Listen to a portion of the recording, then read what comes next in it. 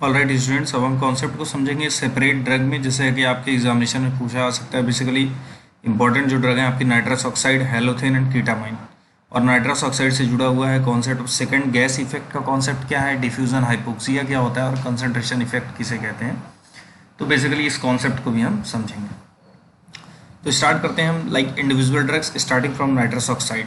देखिए nitrous oxide जो है एक गुड एनाल्जेसिक होता है बट वीक एनास्थेटिक एजेंट होता है। और वीक एनास्थेटिक एजेंट होने की वजह होती है कि इसकी जो मैक वैल्यू होती है दैट इज़ वेरी हाई। और जैसा कि मैक वैल्यू जब हमने जिस स्लाइड में सेशन में कवर किया था उसमें हमने पढ़ा था कि मैक वैल्यू जिस एनास्थेटिक की जितनी ज़्यादा होगी उसकी पोटेंसी उतनी ही लीस्ट होगी। और ये पुअर मसल रिलैक्सेंट होता है। और इस चूँकि very low blood gas partition coefficient होता है, it means solubility in blood is very low, right. It shows faster induction and recovery of anaesthesia. और जब ब्लड की सॉल्बिलिटी इसकी बहुत कम है तो इट मीन्स इसकी इंडक्शन बहुत ही ज़्यादा फास्ट है। और एक चूँकि इस कॉन्सेप्ट को ऑलरेडी मैं अब ज़्यादा यहाँ पे एक्सप्लेन नहीं करूँगा, इसको हम पहले स्लाइड में कवर कर चुके हैं जहाँ पे हमने ब्लड गैस पार्टीशन और ऑयल गैस पार्टीशन को पढ़ा था। Low blood gas partition coefficient, right, तो इसी वजह से उसका फास्टर इंडक्शन होगा। Concentration to the 50 to 65% with 33% oxygen. Entonox is a mixture of 50% nitrous oxide and 50% oxygen. ये जस्ट एक MCQs का क्वेश्चन है तो यहाँ पे मैंने इंसर्ट कर दिया। It is used as a supplement of to anaesthesia. Basically इसको हम ये खुद में एक कंप्लीट एनेस्थीसिया नहीं होता क्योंकि इसकी मैक वैल्यू बहुत ज़्यादा है और इसको हम एज ए एक कैरियर की तरह यूज करते हैं, सप्लीमेंट टू एनेस्थीसिया की तरह यूज करते हैं। It is also use as a carrier gas for inhalational agent like halothane. Halothane के कैरियर गैस चूंकि इसकी इंडक्शन बहुत ज़्यादा फास्ट है तो उसकी हेल्प से हम कैरियर लाइक जो ड्रग साथ में मिक्सचर में देते हैं तो उस ड्रग का भी इंडक्शन फास्ट होता है, इसीलिए just like a carrier gas इसको हम यूज़ करते हैं। तो इसी को बेसिकली कॉन्सेप्ट को हम पढ़ेंगे। अब देखते हैं हम कि नाइट्रस ऑक्साइड में बेसिकली कंसंट्रेशन इफेक्ट क्या होता है। तो देखिए कंसंट्रेशन इफेक्ट पहले आप इसको मैं रीड कर लेता हूँ, फिर इसके बाद आपको इस डायग्राम की हेल्प से मैं आपको इसकी अंडरस्टैंडिंग क्लियर कर दूंगा। देखिए कंसंट्रेशन इफेक्ट क्या है, it's seen with the agent like nitrous oxide. ये पहली बात तो नाइट्रस ऑक्साइड के साथ ही होता है, which are administered in high concentration. जिन ड्रग्स को, जिन एनास्थेटिक्स को हम हाई कंसंट्रेशन में देते हैं उनका साथ कंसंट्रेशन इफेक्ट को हम कंसिडर करते हैं। तो चूंकि नाइट्रस ऑक्साइड का मैक वैल्यू बहुत ज़्यादा है, इसकी पोटेंसी लेस है, यही वजह है कि इसको हम हायर अमाउंट में देते हैं और हायर अमाउंट में देने की वजह से ही कंसंट्रेशन इफेक्ट दिखता है। तो ये नाइट्रस ऑक्साइड के लिए लिमिटेड बात हो गई। ड्यू टू हाई कंसंट्रेशन, जब हमने नाइट्रस ऑक्साइड को ज़्यादा कंसंट्रेशन में दिया, when diffusion occurs from alveoli to blood, alveoli से ब्लड। अब देखिए इस डायग्राम से, जैसे यहाँ पे ये सिलेंडर है, अब सिलेंडर से जब हमने इनहेल किया क्या, नाइट्रस ऑक्साइड प्लस मिक्सचर, तो चूंकि सिलेंडर में जो नाइट्रस ऑक्साइड है, अब ऑलरेडी हमारा ये कंसेप्ट क्लियर है कि यहाँ पे जो नाइट्रस ऑक्साइड है, बेसिकली नाइट्रस ऑक्साइड की थ्योरेटिकली हमको पता है कि उसकी पोटेंसी बहुत ही ज़्यादा लेस होती है और यही वजह होती है कि यहाँ पे 70 से 80% या maximum amount concentration of nitrous oxide है। तो नाइट्रस ऑक्साइड जब एल्वियोलाई के अंदर आएगी तो इट मीन्स सबसे पहले क्या होगा, चूंकि ब्लड में नाइट्रस ऑक्साइड की कंसंट्रेशन कुछ भी नहीं है स्टार्टिंग में, एल्वियोलाई में सबसे ज़्यादा है, तो एक डिफ्यूजन ग्रेडियंट डेवलप होगा यहाँ से हाई कंसंट्रेशन से लो कंसंट्रेशन की तरफ, और ये जो नाइट्रस ऑक्साइड है मूव करेगी alveoli to in the vascular compartment in the blood. तो अब बेसिकली जब ये ड्रग यहाँ पे मूव करेगी तो यहाँ पे क्या होगा, एक नेगेटिव प्रेशर डेवलप होगा, और जब नेगेटिव प्रेशर डेवलप होगा तो इसको बैलेंस करने के लिए और नाइट्रस ऑक्साइड को हुक किया जाएगा इनसाइड ऑफ द एल्वियोलाई। तो ये जो बेसिकली है इस इफेक्ट को बोलते हैं हम कंसंट्रेशन इफेक्ट। तो कंसंट्रेशन इफेक्ट में बेसिकली क्या होता है, due to high concentration when diffusion occurs from alveoli to blood, there is a generation of negative pressure in the alveoli that leads to the more removal of anesthetic gas from the cylinder। एक बार मैं इसको और clear कर दूं। देखिए cylinder से आपने nitrous oxide inhale किया, अब नाइट्रस ऑक्साइड में चूंकि यहाँ पे कंसंट्रेशन इसकी बहुत जीरो है स्टार्टिंग में, तो इस अब आपने अगर यहाँ पे 70 to 80% अगर नाइट्रस ऑक्साइड लिया था, और वैसे भी नाइट्रस ऑक्साइड का हम ज़्यादा अमाउंट लेंगे क्योंकि उसकी पोटेंसी बहुत ही ज़्यादा लेस होती है, तो नाइट्रस ऑक्साइड मूव करेगी due to the diffusion gradient alveoli to blood, और ये स्टार्टिंग में मूव करेगी और ये तब तक मूव करेगी स्पीडली जब तक कि इसकी कंसंट्रेशन क्या ना हो, इक्वल ना हो। तो चूंकि इसकी ब्लड सॉल्युबिलिटी बहुत लेस होती है तो ये तुरंत मूव करेगी इन द टिश्यूज में। तो यहाँ पे जब एक कंसंट्रेशन ग्रेडियंट डेवलप होगा तो वो और हुक करेगा किसको, सिलेंडर की नाइट्रस ऑक्साइड को। तो इसको बोलते हैं कंसंट्रेशन इफेक्ट। मींस जितना ज़्यादा यहाँ पे कंसंट्रेशन होगा उतना ज़्यादा यहाँ पे इसका डिफ्यूजन भी होगा। तो इस बात को अब आप एक बार अगर रीड करते हैं तो आई होप कि पूरा कॉन्सेप्ट आपका क्लियर होगा। Concentration effect is seen with the agent like nitrous oxide which are administered in high concentration. Due to high concentration, when diffusion occurs from alveoli to blood, due to high concentration when diffusion occurs from alveoli to blood, there is a generation of negative pressure in the alveoli. ये यहाँ पे क्या होगा, negative pressure develop होगा in the alveoli that leads to the more removal of anesthetic gas from the cylinder. तो इसको बोलते हैं आप कंसंट्रेशन इफेक्ट, राइट। अब बेसिकली हम बात करते हैं क्या, second gas effect. Second gas effect क्या होता है, ये भी नाइट्रस ऑक्साइड की प्रॉपर्टी है। तो सेकेंड गैस इफेक्ट में in the initial part of induction, जब इनिशियल पार्ट ऑफ इंडक्शन हो रहा होगा नाइट्रस ऑक्साइड का, diffusion gradient from alveoli to blood is high. तो डिफ्यूजन होगा नाइट्रस ऑक्साइड का एल्वियोलाई से ब्लड में, और ये डिफ्यूजन क्या होगा, हायर होगा। And larger quantity of anesthetic is entering into the blood. Larger quantity भी anesthetic का कहाँ move करेगा, in the blood. If the inhaled concentration of anesthetic is high, अगर inhaled concentration of anesthetic जो है वो high है, क्योंकि यहाँ पे concentration effect में देखा कि यहाँ पे concentration high है, तो inhaled anesthetic का concentration भी यहाँ क्या हुआ, high हुआ। Substantial loss of alveolar gas volume will occur and the gas mixture will be sucked in. उतना ही अमाउंट का कंसंट्रेशन ये कहाँ पे जाएगा, इस ब्लड में जाएगा, और उतना ही अमाउंट यहाँ पे कम होगा जिसको बैलेंस किया जाएगा by hooking the cylinder gas. तो गैस मिक्सचर को फिर से हुक करके इस डिफ्यूजन ग्रेडियंट को हम क्या करेंगे, मेंटेन करेंगे। तो इसीलिए कह रहा है if the inhaled concentration of anaesthetic is high, substantial loss of alveolar gas volume, यहाँ पे जो गैस है ऑलरेडी ऑक्सीजन है उसका भी सब्सटेंशियल लॉस होगा, उसकी क्या होगी, लॉस होगा। And the gas mixture will be sucked, ज्यादा से ज्यादा गैस मिक्सचर यहाँ पे आएगा, independent of the वेंटिलरी exchange.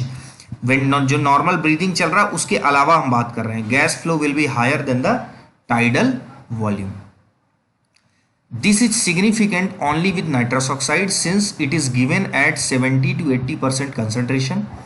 Though it has low solubility in blood, about 1 liter per minute of the nitrous oxide enters blood in the first few minutes, as such gas flow is 1 liter per minute higher than minute volume. तो ये एक quantity specific बात कह दी यहाँ पे कि nitrous oxide का 70 to 80% होता है, जिससे कि क्या होता है, चूंकि लो सॉल्युबिलिटी ऑफ ब्लड होती है, फिर भी 1 litre per minute of nitrous oxide enter करता है इन द ब्लड में। अब देखिए सेकेंड गैस इफेक्ट बेसिकली यहाँ पे कंक्लूड करेंगे कि if another potent anaesthetic example हैलोथेन is being given at the same time, means यहाँ पे कह रहा है कि इस सिलेंडर पे आप अलोंग विथ नाइट्रस ऑक्साइड आपने क्या दिया है, हैलोथेन। तो अब ये बोल रहा है कि अगर आप नाइट्रस ऑक्साइड के साथ लाइक हैलोथेन देते हैं 1 to 2%, it also will be delivered to blood at a rate of 1 litre per minute higher than minute volume. तो जितना मिनट वॉल्यूम नॉर्मली, जो नॉर्मल हमारा मिनट वॉल्यूम है उसके अलावा जितना गैस का जो मिनट वॉल्यूम पर मिनट यहाँ पे मिक्स हो रही, उससे ज़्यादा नाइट्रस ऑक्साइड के डिफ्यूजन ग्रेडियंट की वजह से हो रही है, कंसंट्रेशन इफेक्ट की वजह से। तो नाइट्रस ऑक्साइड के मिक्सचर में वो गैस प्रेजेंट होने की वजह से उस गैस का इंडक्शन भी फास्ट होगा, जिसको हम बोलते हैं second gas effect. So if another potent anesthetic, example halothane 1 to 2% is being given at the same time, it also will be delivered to blood at a rate of 1 liter per minute higher than minute volume. Higher than minute volume का मतलब breathing से बोल रहा है, and induction will be faster. This is called second gas effect. तो ये second gas effect का concept है, मींस जो ड्रग आप इसके साथ दे रहे हैं उसका भी इंडक्शन फास्ट होगा due to nitrous oxide concentration effect. Diffusion hypoxia क्या होता है? डिफ्यूजन हाइपोक्सिया का सेंस इतना है कि सपोज करिए कि अब आपका आपने जो है the reverse occurs when nitrous oxide is discontinued. अब इस प्रोसेस में सपोज करिए सिलेंडर में आपने नाइट्रस ऑक्साइड का जो डिफ्यूजन, नाइट्रस सिलेंडर को रिमूव कर दिया। अब नाइट्रस ऑक्साइड का जो कंसंट्रेशन इफेक्ट था वो यहाँ पे कम हो गया। जब कम हो गया तो नाइट्रस ऑक्साइड का जब इफेक्ट कम हो गया तो नाइट्रस ऑक्साइड चूंकि सॉल्युबिलिटी ब्लड में बहुत कम है तो ये डिफ्यूज होगी किधर, सिलेंडर की तरफ, डिफ्यूज होगी टुवर्ड्स द सिलेंडर। तो सॉरी आपने रिमूव कर लिया, आप इसको क्या करेंगे, एक्सहेल करेंगे। और जब एक्सहेल करेंगे नाइट्रस ऑक्साइड को तो जो ऑलरेडी प्रेजेंट ऑक्सीजन है वो भी यहां से क्या हो जाएगी, रिमूव होगी। तो रिमूव होगी तो आपको कंडीशन होगी, चूंकि ऑक्सीजन का भी रिमूवल हो रहा, क्योंकि नाइट्रस ऑक्साइड जब रिवर्स डिफ्यूज होगी क्योंकि कंसंट्रेशन इफेक्ट को आपने क्लोज कर दिया तो यहाँ पे ऑक्सीजन की अवेलेबिलिटी क्या होगी, कम होगी। जब ऑक्सीजन की अवेलेबिलिटी कम होगी तो आपको होगा ड्यू टू द डिफ्यूजन ये चीज आया है, नाइट्रस ऑक्साइड डिफ्यूज हो रहा है ब्लड से एल्वियोलाई की तरफ। पहले तो एल्वियोलाई से ब्लड हो रहा था क्योंकि सिलेंडर में कंसंट्रेशन इसकी बहुत ज्यादा थी। अब चूंकि कंसंट्रेशन यहाँ ज्यादा है और यहाँ कम है तो ब्लड से डिफ्यूज होगा इधर, और इधर डिफ्यूज होगा तो ऑलरेडी प्रेजेंट ऑक्सीजन को क्या करेगा, रिमूव करेगा। तो डिफ्यूजन हाइपोक्सिया डेवलप होगा। तो अब आप इसको थ्योरी रीड करें तो आपको समझ में आएगा। The reverse occurs when nitrous oxide is discontinued after prolonged anesthesia. Nitrous oxide having low blood solubility rapidly diffuses into alveoli and dilutes the alveolar air, and the partial pressure of oxygen in the alveoli is reduced. The resulting hypoxia which is called diffusion hypoxia. तो इस diffusion hypoxia को दूर करने के लिए it can be prevented by 100% oxygen inhalation for a few minutes before discontinued nitrous oxide. Nitrous oxide को remove करने के पहले हम 100% ऑक्सीजन को क्या करते हैं, प्रोवाइड करते हैं। यही वजह होती है कि नाइट्रस ऑक्साइड के साथ हम क्या मिक्सचर में, गैस मिक्सचर में ऑक्सीजन को भी रखते हैं। तो ये कॉन्सेप्ट हुआ नाइट्रस ऑक्साइड। और नाइट्रस ऑक्साइड में मैकेनिज्म ऑफ एक्शन ऑलरेडी हम डिफरेंट सेशन में स्लाइड में कवर कर चुके हैं। अब जैसे कई बार आपसे पूछ सकता है हेलोथिन, ये बहुत इंपॉर्टेंट ड्रग है। तो हेलोथिन एक पॉपुलर एनास्थेटिक है और बेसिकली क्योंकि ये चीप है, non irritant, non inflammable, pleasant with relatively rapid action होता है, गुड एनाल्जेसिक नहीं होती, मसल रिलैक्सेंट भी नहीं होती, but potentiate competitive neuromuscular blocker को क्या करती है, पोटेंशिएट करती है। इससे मैलिग्नेंट हाइपरथर्मिया होता है which can be treated with dantrolene. It can result in post anaesthetic chills, means anaesthesia after surgery के बाद क्या चिल्स की फीलिंग होगी, सिवरिंग की फीलिंग होगी। Pethidine is use for the treatment of this condition. तो हेलोथिन इंड्यूस्ड सिवरिंग या chilling के लिए हम क्या यूज करते हैं, पैथिडीन। हेलोथिन बेसिकली क्या करता है, डायरेक्ट सप्रेशन और डिप्रेशन ऑफ मायोकार्डियल कॉन्ट्रैक्टिलिटी को करता है by reducing intracellular calcium concentration. It sensitizes heart to the arrhythmogenic action of catecholamines. It is therefore contraindicated in a patient with pheochromocytoma. Pheochromocytoma जो कि adrenal tumour है जिसमें कि noradrenaline का brisk release body में होता है और रिलीज बढ़ जाता है। It is inhalational agent. It is the inhalational agent of the choice in the bronchial asthma due to its bronchodilator action. Bronchodilation action की वजह से भी अस्थमा में इसको यूज करते हैं। It is particularly suitable for the use in the children both for induction as well as maintenance. तो ये हेलोथिन की कुछ प्रॉपर्टी है जो अलग से अगर हेलोथिन का क्वेश्चन आता है तो वो आपको राइट करनी होगी। नेक्स्ट हम कीटामाइन की बात कर लेते हैं। कीटामाइन जैसे कि बेसिकली ये हेलुसिनोजन फेनसाइक्लिडिन ग्रुप का है और बेसिकली डिसोसिएटिव एनेस्थीसिया है। डिसोसिएटिव कहने का मतलब है कि ये बेसिकली इसमें आपका जो कई बार पेशेंट होगा वो कॉन्शियस दिखाई देगा। Open his eyes, makes swallowing movement, his muscle are stiff but he is unable to process sensory stimuli and does not react to them. Thus the patient appears to be dissociated from his body and surrounding. That's why इसको हम बोलते हैं dissociative anesthesia. ये कैसे NMDA receptor के block करके अपना action देती है। वेरी स्ट्रॉन्ग एनाल्जेसिक है but lack muscle relaxant properties की, एंड ये ऑल प्रेशर को इंक्रीज करती है, whether it is blood pressure, intracranial tension, intraocular pressure in the body. It is therefore intravenous anaesthetic for choice in the shock, क्योंकि shock में blood pressure काफी कम हो जाता है। और further it is contraindicated in glaucoma, क्योंकि ये इंट्राक्रेनियल प्रेशर और इंट्राओकुलर प्रेशर को बढ़ा रही है, हेड इंजरीज। और clandestinely mixed in drinks, ketamine has been misused as a rape drug.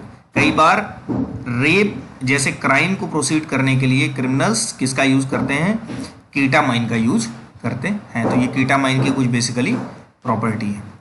तो आपको ये प्रॉपर्टी के साथ, क्योंकि जनरल एनेस्थीसिया के क्वेश्चंस में आपका कई बार स्पेसिफिक हो सकता है, अगर कीटामाइन ही पूछ ले तो आपको उसकी कुछ प्रॉपर्टी लिखनी पड़ेगी। तो कीटामाइन, हैलोथेन, नाइट्रस ऑक्साइड तीनों इंपॉर्टेंट है। और कई बार 2 नंबर के क्वेश्चन में आपसे diffusion hypoxia, second gas effect और कंसंट्रेशन इफेक्ट को पूछ सकता है, अगर पेपर का लेवल अच्छा रहा तो।